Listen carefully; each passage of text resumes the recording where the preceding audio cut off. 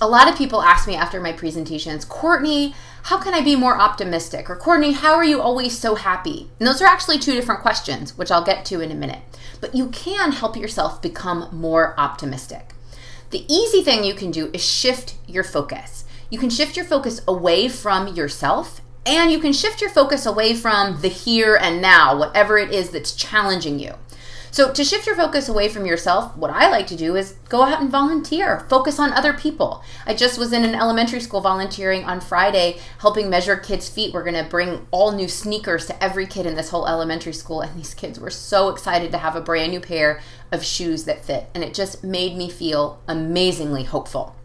And the other thing you can do is stop focusing on the here and now, what's going on right now, and you become what's called future-oriented. Future orientation is a huge key to resilience. So think about opportunities and what's positive and hopeful about the future.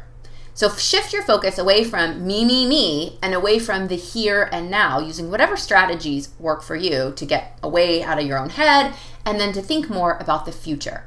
Those are strategies, that's a no-brainer. You can do that right now. And you're like, duh, Courtney, okay, I can do those. I just didn't think about it. Already, you're on your path to becoming more optimistic. But there's one more secret key that could trip you up that I want to tell you about.